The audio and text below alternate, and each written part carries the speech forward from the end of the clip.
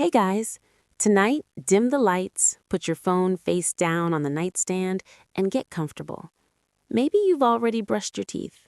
Maybe you're absolutely not getting out of bed again, no matter what. That's the vibe. Tonight, we're easing gently into the life of Alexander the Great, or as I like to call him for the next hour and a half, Alexander the Chronically Unsatisfied. This is a story about ambition, royal parenting issues, divine delusion, and a young man who was told from birth that he was special and, unfortunately, believed it. So take a deep breath. Let your shoulders relax. Nothing exciting is about to happen quickly. We're just going to drift through ancient Macedonia at a leisurely pace, watching a famous conqueror slowly become that guy. You know the one. Alexander was born in 356 BCE in the Kingdom of Macedon, which at the time was sort of Greece's loud, muscular cousin who showed up uninvited and insisted they were part of the family. Macedon was rougher around the edges than the city-states to the south, less philosophy in the town square, more yelling, more horses, more I could take you energy. Alexander's father was King Philip II of Macedon. Philip was one of those men who seemed to be made entirely of ambition and bad decisions that somehow worked out. He was a military innovator, a political schemer, and a serial husband. And by serial husband, I mean he married a lot. Not for love, not for romance, but for alliances, heirs, and because apparently no one told him to stop. Philip lost an eye in battle. He walked with a limp. He drank constantly. He laughed loudly at his own jokes. He was charismatic in the way that made people either want to follow him into war or avoid sitting next to him at dinner. And he was determined to turn Macedon into the dominant power in Greece. Alexander's mother, Olympias, was a lot. Olympias was a princess from Epirus, a neighboring region that everyone quietly agreed was strange. She was deeply religious, intensely emotional, and rumored to sleep with snakes. Not metaphorically, actual snakes. Sacred snakes, she said, which, sure, of course they were sacred. She was devoted to the cult of Dionysus, the god of wine, ecstasy, and general unhinged behavior. Olympias leaned hard into the whole mystical vibe. She believed in omens, she believed in destiny, and most importantly, she believed her son was not entirely human. According to Olympias, Alexander wasn't just Philip's child. No, that would be too ordinary. She claimed Alexander was the son of Zeus himself, who had visited her in the form of a thunderbolt or a snake, or something equally subtle. Philip, for his part, reportedly had dreams that Olympias's womb was sealed with a lion emblem, which he interpreted as a sign that the child would be powerful, or possibly that everyone in this family needed a nap.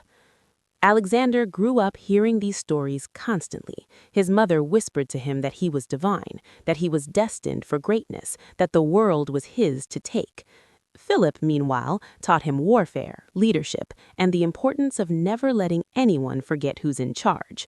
So, from a very young age, Alexander was caught between two powerful influences, a father who wanted him to be the greatest king Macedon had ever seen, and a mother who wanted him to believe he was literally a god. This combination does not usually produce a calm adult. As a child, Alexander was intense. He didn't play casually. He competed. He didn't argue. He dominated conversations. He was smart, quick-tempered, and deeply sensitive to insults, real or imagined. If you corrected him, he remembered. Forever. There's a famous story about a horse named Bucephalus. The horse was wild and aggressive, and no one could ride him. Philip was about to give up, because of course he was, when young Alexander noticed the horse was afraid of its own shadow. Alexander turned the horse toward the sun, spoke softly, and mounted it successfully. Everyone applauded. Philip reportedly told his son to seek a kingdom worthy of yourself, for Macedon is too small. Which is a very chill thing to say to a child. Alexander adored his horse. He named cities after it later, because, of course, he did. Philip made sure Alexander received the best education available. His tutor was Aristotle. Yes, that Aristotle, the philosopher, the man who would later shape Western thought for centuries. And here he was, trying to teach moderation and reason to a teenager who thought he was descended from Zeus. Aristotle taught him philosophy, science, medicine, literature, and ethics. Alexander loved Homer most of all. He kept a copy of the Iliad with him constantly, supposedly annotated by Aristotle himself. Alexander didn't just read about Achilles, he identified with him, deeply, uncomfortably. Achilles was strong, beautiful, short-tempered, and destined for glory and early death. Alexander saw that and thought, yes, that's the plan. Meanwhile, Philip continued marrying women who were not Olympias. This caused problems. Olympias was not known for her chill acceptance of rivals. When Philip married a young Macedonian noblewoman named Cleopatra, different Cleopatra, not the famous one, Olympias lost it. At the wedding banquet, Cleopatra's uncle made a toast hoping Philip would produce a legitimate heir. Alexander, who was sitting there, took this personally. He threw his cup at the man. Philip, drunk and furious, tried to attack his own son, tripped, and fell. Alexander reportedly said something like, "Look at the man who wants to cross from Europe to Asia, and he can't even cross the room," which is an incredible insult and also extremely not helping. Olympias left Macedon soon after, taking Alexander with her for a while. The family drama simmered. Eventually, Alexander returned, but the relationship between father and son was permanently strained. Alexander knew his father was powerful. He also knew he was in the way. Philip was assassinated in 336 BCE, stabbed during a public event by one of his own bodyguards. The motives were messy and political and personal, as assassinations usually are. Olympias, conveniently, had some enemies executed shortly afterwards, including Philip's new wife and infant child, which is dark but also very on brand. Alexander became king at 20 years old, and immediately everyone tested him. Greek city-states revolted, assuming the new king would be weak. Tribes on the borders rebelled. Former allies reconsidered their loyalty. Alexander responded the only way he knew, quickly, decisively, and with an unshakable belief that he was meant to win. He crushed revolts, he made examples, he was efficient, he was terrifyingly focused, and he was very, very young. Alexander led from the front, he fought alongside his soldiers, he shared their hardships. He also expected absolute loyalty, total obedience, no hesitation. He also took insults extremely personally. After securing Greece, Alexander turned east, toward Persia. His father had planned this campaign. Alexander saw it as destiny. Persia was vast, wealthy, and ancient. It was everything Alexander wanted to conquer to prove himself. Before leaving, Alexander visited the Oracle of Delphi. The priestess was not available. Alexander, not loving that answer, dragged her to the temple anyway. In her distress, she exclaimed something like, "You are invincible, my son." Alexander accepted this as a prophecy. And, honestly, why wouldn't he? He crossed into Asia Minor with an army that was disciplined, loyal, and already exhausted. Alexander slept little. He planned constantly. He pushed forward relentlessly. He believed momentum was everything. He also began to style himself as a heroic figure, wearing symbolic armor, making dramatic gestures, visiting sites associated with mythic heroes. He wasn't just conquering territory, he was curating a legend. As he moved deeper into Persia, Alexander adopted some Persian customs. He wore Persian clothing. He incorporated Persian nobles into his court.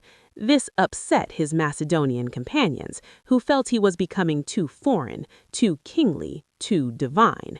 Alexander did not appreciate the feedback. He began demanding acts of proskynesis, ritual bowing normally reserved for gods. His companions resisted. Alexander sulked. He argued. He insisted this was normal. It wasn't. Tensions grew. Alexander also drank heavily. He held long, lavish drinking parties. He loved conversation, debate, and praise. He hated contradiction. Alcohol made him volatile. He could be generous one moment and furious the next. At one such banquet, he argued with his longtime friend Cletus, who had once saved his life. Cletus criticized Alexander's adoption of Persian ways. Alexander snapped. He killed Cletus.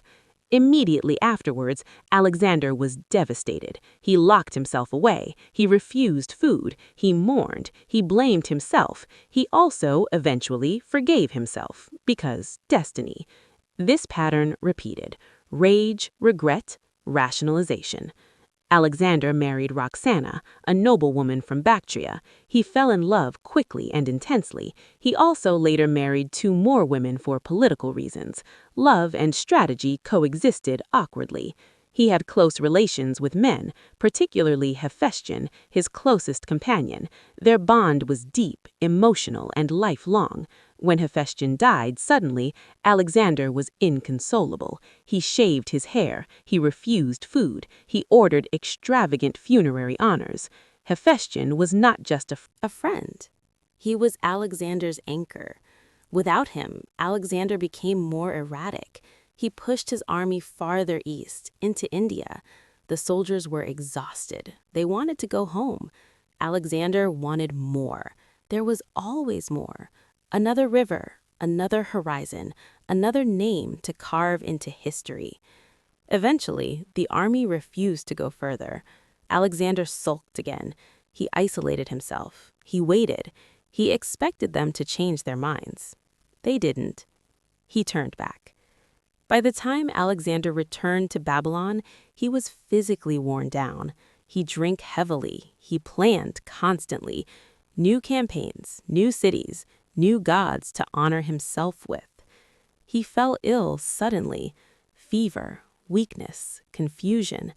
He died in 323 BCE, at 32 years old. No clear heir, no plan.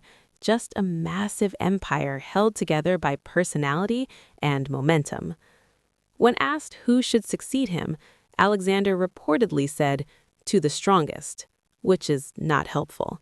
His empire fractured almost immediately. His generals fought. His family was eliminated. His legacy became legend. Alexander the Great. Brilliant, flawed, exhausting. A man raised to believe he was more than human, who spent his entire short life trying to prove it, and never quite got to rest. So let's just let him rest now. We'll drift onward next time. But for now, breathe easy. All right, settle back in. If you shifted positions, that's fine. That's normal. Tonight, we continue drifting along with Alexander, who at this point has absolutely everything except inner peace. And unfortunately, inner peace was never really on his campaign list. When we left off, Alexander was king at 20, fresh from inheriting a murder-soaked throne and an army that expected results immediately. And to be fair, he delivered. But delivering results was never enough. Alexander didn't want to be remembered as competent. He wanted to be inevitable. Once Greece was pacified, by which I mean quietly terrified into obedience, Alexander turned his attention to Persia. The Persian Empire was enormous, ancient, ridiculously wealthy, and ruled by Darius III, a man history remembers mostly for being on the receiving end of Alexander's confidence. Darius was not a terrible king. He just had the misfortune of being up against a man who believed he was chosen by the universe, which is always a difficult matchup. Alexander crossed the Hellespont into Asia Minor in 334 BCE. Before doing anything else, he allegedly visited the ruins of Troy. He ran naked to Achilles' tomb, because of course he did. He crowned it with flowers. He honored Patroclus too, because parallels. Always parallels. Alexander was never subtle. The first major clash with Persian forces came at the Battle of the Granicus River. The Persians were confident. They had numbers, they had cavalry. Alexander charged directly at them anyway, nearly getting himself killed in the process. A Persian noble raised an axe and would have split his head open if not for a companion stepping in at the last second. Alexander survived. He always did. After Granicus, cities along the coast began surrendering, some willingly, some after brief resistance. Alexander was pragmatic. Cooperate, and you were rewarded. Resist, and, well, history gets quiet about specifics, but the message traveled fast. Alexander had a habit of founding cities and naming them after himself. Alexandria, another Alexandria. Historians have lost count. This was branding. He understood legacy marketing long before social media. As he moved south, Alexander encountered Gordium, home of the famous Gordian knot. The prophecy said whoever untied it would rule Asia.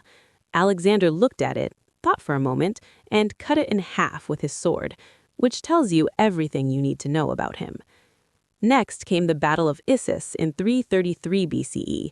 This time, Darius himself was present. The Persian army was massive. Alexander's was smaller, tighter, and aggressively motivated by Alexander personally sprinting into danger. The battle was chaotic. Darius fled. His family, mother, wife, and children were captured. Alexander treated them with respect. He reassured them. He made sure they were comfortable. He insisted Darius's wife be treated as a queen. This was genuine. Alexander could be magnanimous. He liked to see himself as noble. Darius sent letters asking for peace. He offered land. He offered money. He offered his daughter's hand in marriage. Alexander declined, politely, firmly. Asia wasn't something he wanted to share. He wanted all of it. Alexander then turned toward the eastern Mediterranean coast, targeting cities that supported Persian naval power. Most surrendered. Tyre did not. Tyre was an island city, fortified, confident. Alexander decided to besiege it. The siege lasted 7 months. Alexander built a causeway across the sea. He adapted when it was destroyed. He rebuilt it. He was stubborn in a way that bordered on concerning. Eventually, Tyre fell. Alexander's response was excessive. Thousands were killed or enslaved. This was not one of his gentler moments. But again, resistance made him feel personally offended, and he reacted accordingly. After Tyre, Gaza resisted. Gaza also fell. Egypt did not resist. Egypt welcomed Alexander as a liberator. The Persians had ruled there harshly. Alexander played the role perfectly. He respected local customs. He made offerings to Egyptian gods. He was crowned pharaoh. Then he founded Alexandria in Egypt, which would become his most successful naming choice. Then he traveled to the Siwa oasis to consult the oracle of Ammon. The oracle reportedly greeted him as the son of Zeus Ammon. Alexander did not object. From this point forward, Alexander leaned harder into the idea of his divinity. Not loudly, not immediately, just quietly, steadily, like someone adjusting their crown and waiting for others to notice. In 331 BCE, Alexander met Darius again at the Battle of Gaugamela. This was the decisive clash. Darius had a massive army, chariots, elephants, everything impressive. Alexander won anyway. He used clever tactics. He exploited gaps. He charged directly at them, who Darius fled again. This effectively ended Persian resistance. Babylon surrendered. Susa surrendered. Persepolis, the ceremonial heart of the Persian Empire, surrendered. Alexander entered Persepolis and allowed his troops to loot it. Later, during a drunken celebration, the palace was burned. Some say it was deliberate revenge for earlier Persian destruction in Greece. Some say it was an accident, fueled by wine and peer pressure. Alexander later regretted it, or said he did. Hard to say. With Persia conquered, technically Alexander could have stopped. He had achieved no Greek had ever done. He had toppled the largest empire in the known world. But stopping was never the point. Alexander pursued Darius eastward. Darius was eventually murdered by his own men. Alexander honored him in death, punishing the conspirators and giving Darius a royal burial. Alexander declared himself successor to the Persian kings. This caused problems. His Macedonian companions were uncomfortable. They had signed up to defeat Persia, not become Persian. Alexander began wearing Persian dress. He adopted Persian court rituals. He surrounded himself with Persian nobles. He married Roxana during this period. She was young, beautiful, and intelligent. Alexander was genuinely smitten. This marriage wasn't purely political. It was emotional. That was rare for him. Still, Alexander expected his companions to adapt. He demanded proskynesis. He wanted them to bow. They did not like that. One of his historians, Callisthenes, Aristotle's nephew, openly criticized the practice. He was later accused of conspiracy and died in captivity. The lesson was clear. Feedback was no longer welcome. Alexander pushed deeper into Central Asia. The terrain was harsh. The resistance was stubborn. Guerrilla warfare drained the army.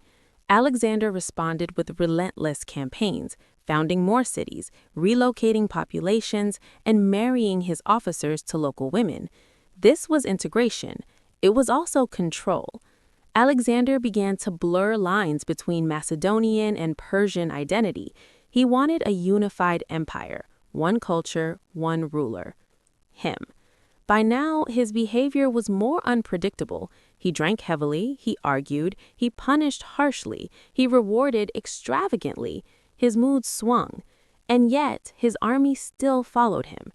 Eventually, Alexander reached India, or what the Greeks called India. He fought King Porus at the Battle of the Hydaspes River. Porus was brave. He fought with dignity. Alexander admired him. After defeating Porus, Alexander asked how he wished to be treated.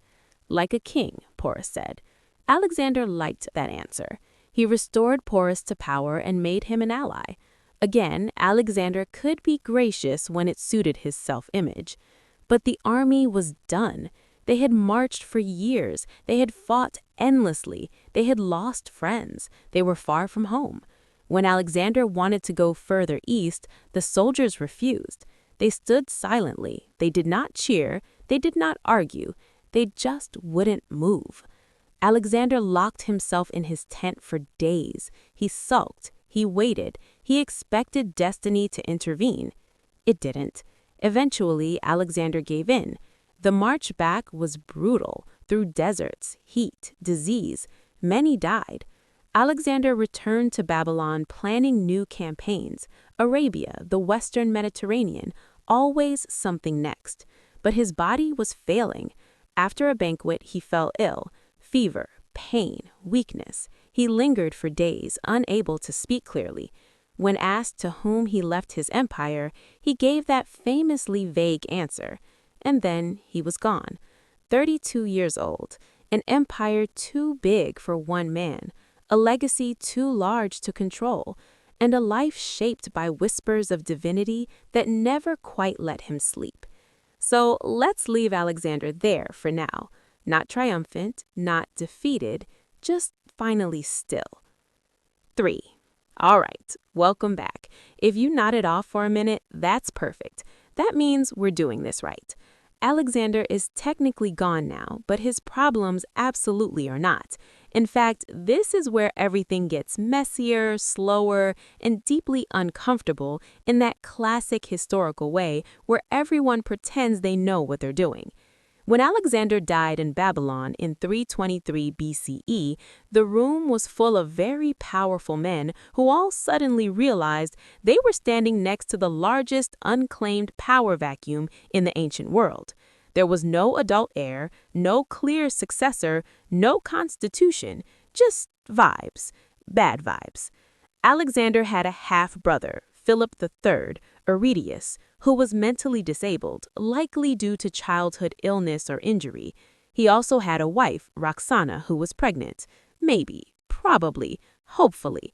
Everyone waited very patiently for that baby to exist. In the meantime, Alexander's generals, called the diadauci, which literally means successors because historians love efficiency, decided to rule collectively. This was, of course, a temporary solution. Everyone agreed it was temporary. Everyone also quietly planned to betray everyone else. Philip III was declared king in name only. When Roxana gave birth to a son, Alexander IV, he was also declared king. So now they had two kings, one who couldn't rule and one who was a baby, which was perfect for ambitious men with armies. Roxana immediately became a liability. She was protective, she was isolated, and she knew exactly how dangerous this situation was. She had already had Alexander's other wife, Statera, murdered, which was ruthless but also very understandable given the circumstances. You don't survive royal succession games by being polite. Alexander's mother, Olympias, was still alive, which meant chaos. Olympias returned to Macedon and immediately involved herself in politics. She championed Alexander IV as the rightful heir. She ordered executions. She wrote angry letters. She behaved exactly as she always had, which is to say, intensely. Eventually, Olympias was captured by one of the Diadalci, Cassander. She was tried, she was sentenced to death, she was stoned by relatives of people she had executed.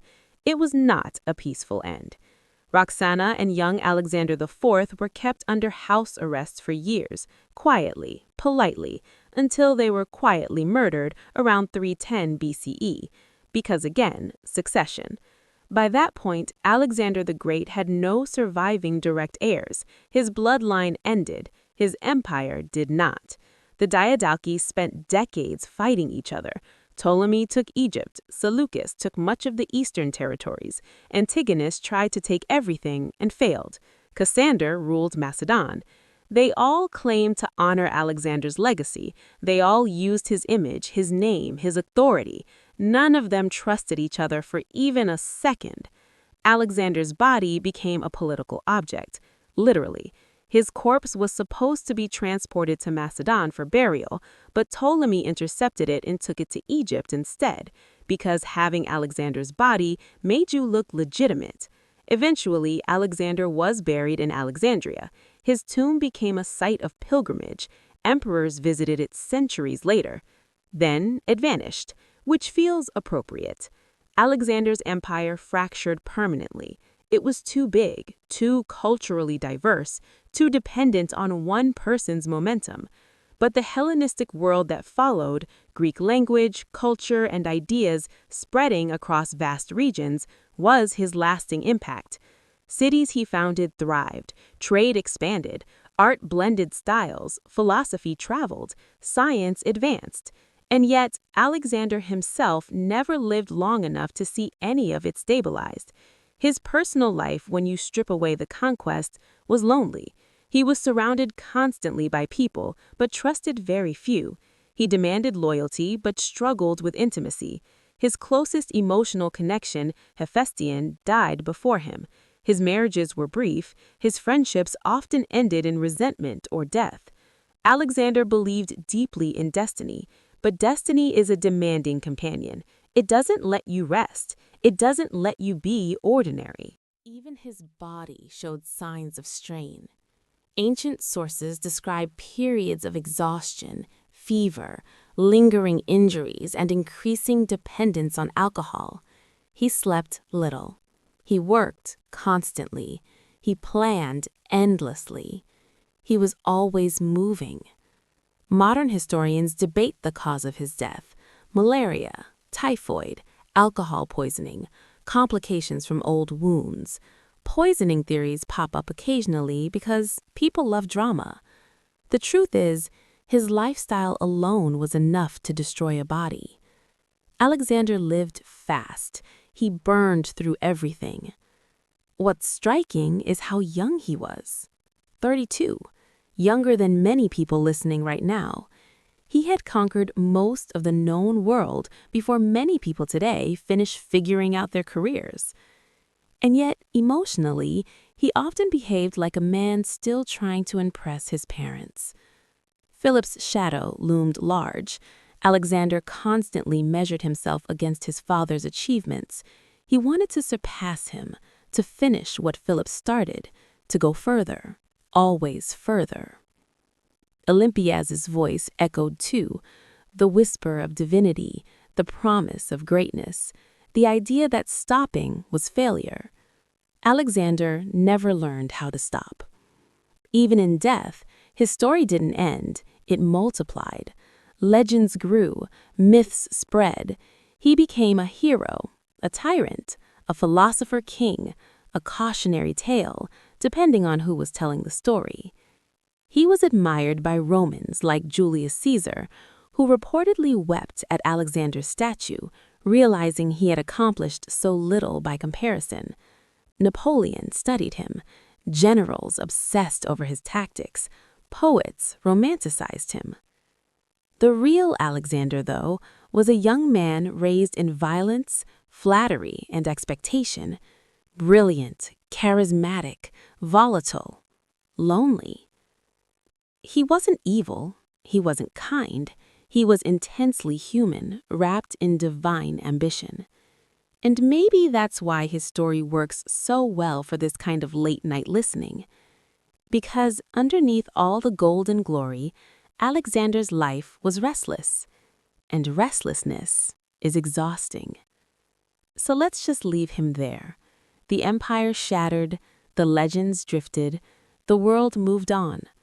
Alexander finally, mercifully, stopped marching. Take a slow breath.